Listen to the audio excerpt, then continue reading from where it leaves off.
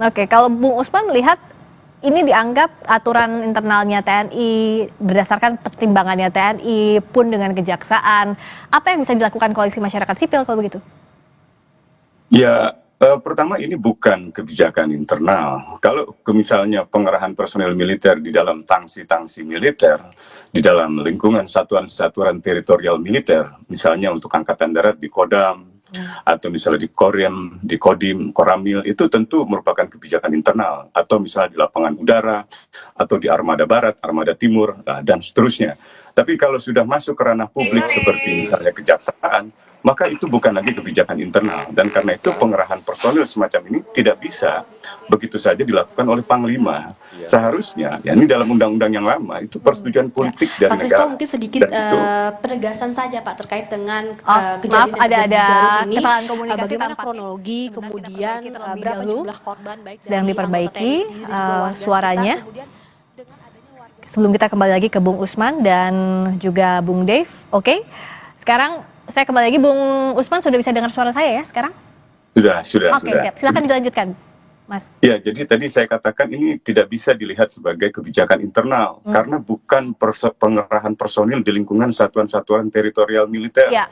bukan di Kodam, Korem, Kodim dan Koramil seterusnya, dan bukan juga di Lanut, lapangan udara atau di Armabar, Armatim di dalam Ya. lingkungan militer. Ini pengerahan personil ke lingkungan publik di dalam institusi publik, institusi umum seperti kejaksaan yang melayani masyarakat dalam konteks misalnya pengaduan atau pelaporan tentang kasus pelanggaran HAM berat atau kasus-kasus misalnya tindak pidana khusus lainnya seperti korupsi. Jadi itu tidak tepat sama sekali. Gitu. Ya. Dan yang kedua adalah mekanisme pengerahan personilnya. Dalam Undang-Undang TNI yang lama, setiap mekanisme pengerahan personil TNI harus merupakan keputusan politik negara. Artinya ada keputusan pemerintah yang disetujui oleh DPR, misalnya dalam bentuk undang-undang.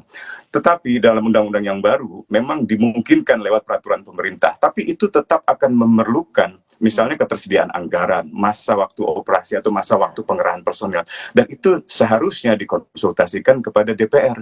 Dengan demikian, maka setiap pengerahan personil TNI berada dalam kontrol sipil, berada dalam kontrol misalnya pemerintah dan DPR. Itu yang sebenarnya kami harapkan. Dan kami berharap dalam sidang DPR berikutnya, Komisi 1 bisa menanyakan apa urgensinya, apa signifikansinya dari pengerahan personal tersebut.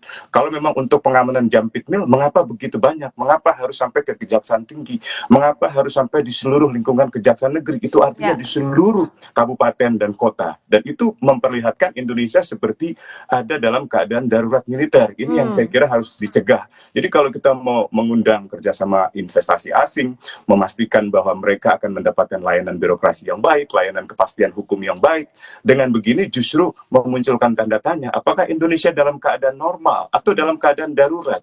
Jadi ini yang saya kira harusnya disikapi secara hati-hati di dalam proses pengambilan keputusan. Demikian.